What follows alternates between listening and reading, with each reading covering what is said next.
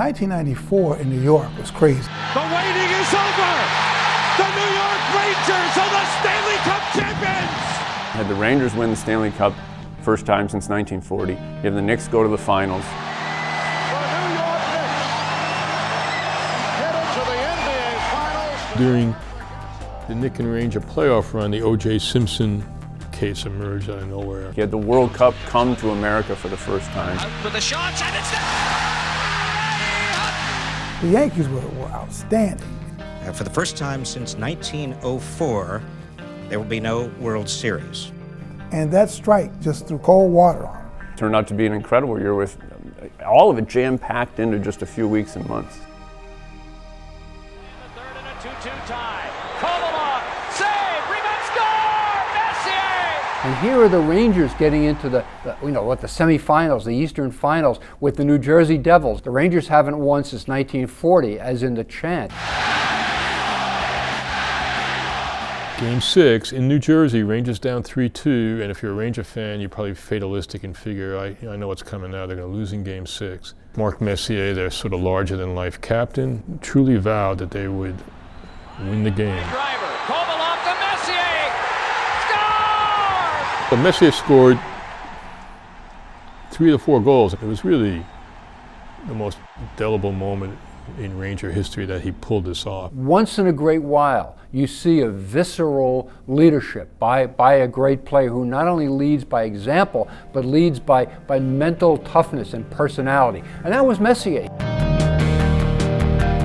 The Rangers had just had their parade, and then now the Knicks come in and they're playing Game 5 of their championship series with the Rockets. Any Knicks fans will tell you that no matter how great the story is, eventually the bad news comes.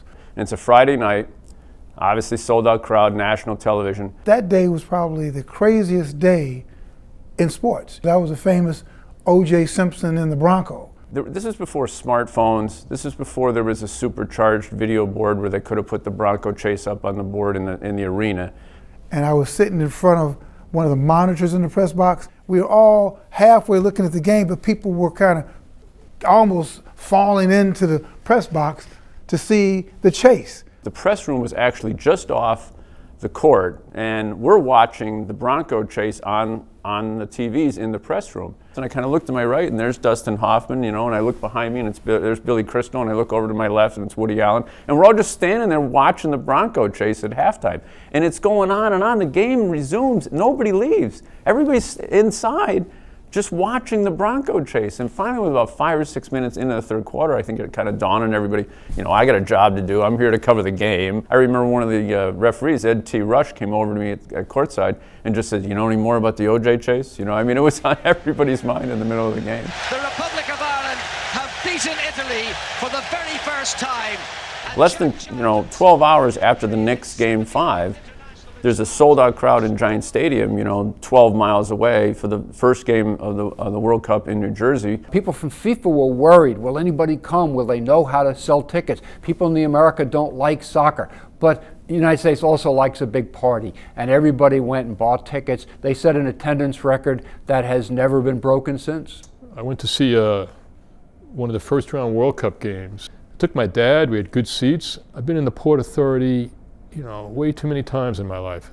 About 2 hours before the game, late in the morning, there were thousands of Irish fans in that place singing. And they were singing when we got on the bus, and they were singing through the Lincoln Tunnel. People don't sing from the first inning to the ninth inning at baseball games, but they sang. The 1994 Yankees, came in sort of under the radar because the Yankees had not won a World Series since 1978. They hadn't been in the playoffs since 1981. They were really flying high. And then along comes the strike. I think Yankee fans were pulling their hair out wait a minute, after all these years were good and now they're stopping the season. So you never know what would have happened. What if? What if there had not been a strike?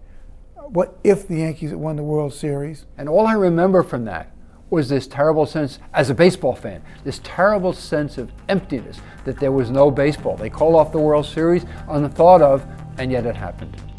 Everybody knew it was a very unique year. There was rarely ever a day to even take a breath. You knew some things only come around once, and up to now, that's the case. The summer of '94 just set New York on its ear. in terms of sports. It was crazy, it was fun, except Mets fans, they never have fun.